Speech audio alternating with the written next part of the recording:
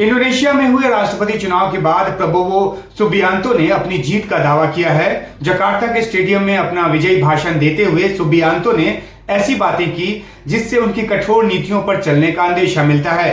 72 साल के सुबियांतो पूर्व आर्मी जनरल हैं और इंडोनेशिया के रक्षा मंत्री हैं। वोटों की गिनती पूरी होने से पहले ही उनको 60% वोट मिल गया, जिससे चुनाव के रन ऑफ दौर में जाने की संभावना जो है वो खत्म हो गई और ये तय हो गया कि सुबियांतो ही अगले राष्ट्रपति होंगे। उनके साथ जिब्रान राका उपराष्ट्रपति होंगे, जो मौजूदा राष्ट्रपति जोको विडोडो के बड़े बेटे हैं। इन दोनों की जीत के साथ इंडोनेशिया में तानाशाही का दौर लौटने की आशंका जताई जा रही है। दरअसल सुबियांतो का इतिहास जो है वो इंडोनेशिया के तानाशाह सुहार्तो से जुड़ा हुआ है। सुहार्तो ने बतौर तानाशाह 32 साल तक इंडोनेशिया पर राज किया। सुहार्तो ने इतना लंबा राज इसलिए किया क्योंकि उन्होंने चुनाव में जमकर धांधली की। सुहार्तो ने शुरुआती तौर पर डच कॉलोनियल आर्मी को ज्वाइन किया, फिर उसके बाद जापान प्रायोजित होम डिफेंस कोर में शामिल हुए। 1950 में जब इंडोनेशिया रिपब्लिक बना तो सेंट्रल जावा में बटालियन कमांडर से इन्होंने शुरुआत की और उसके बाद 1966 आते आते आर्मी चीफ बन गए।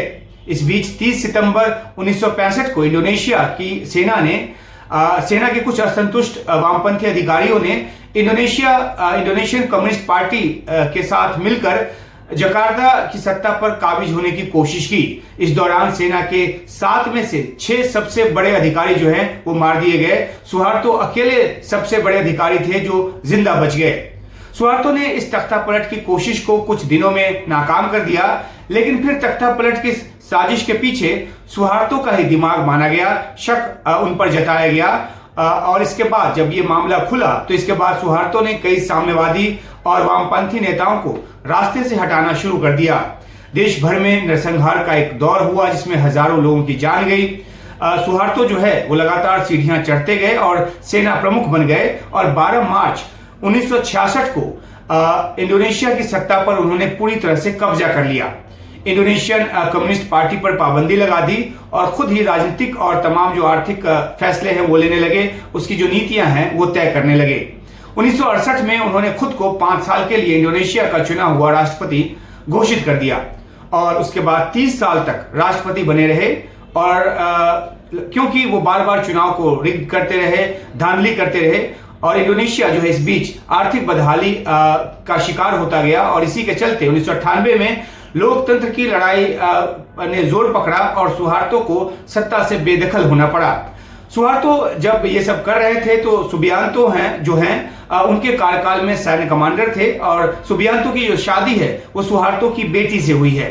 इंडोनेशिया में जब लोकतंत्र के लिए लड़ाई लड़ी जा रही थी तो सुहार्तो के राजनीतिक विरोधियों और लोकतंत्र की लड़ाई लड़ने वालों को सुबियांतो की यूनिट ने पकड़ा, यातनाएं दी और मारा और ये काफी विवादास्पद जो है पास्ट जो है वो रहा है सुबियांतो का। अब सुबियांतो जो है राष्ट्रपति चुनाव जीत गए हैं। इतना ही नहीं, उनके साथ उपराष्ट्रपति बनने जा रहे हैं जिब्रान राका, वो मौजूदा राष्ट्रपति जोकोवी के बेटे हैं। बेटे को उपराष्ट्रपति बनाने के लिए जोकोवी ने सुबियांतो के राष्ट्रपति उम्मीदवारी को पूरा समर्थन दिया, जमकर प्रचार किया और पूरी ताकत झोंक दी उनके पीछे। जोकोवी जो कि खुद 2014 में पहली बार राष्ट्रपति बने और 2019 में दूसरी बार बने।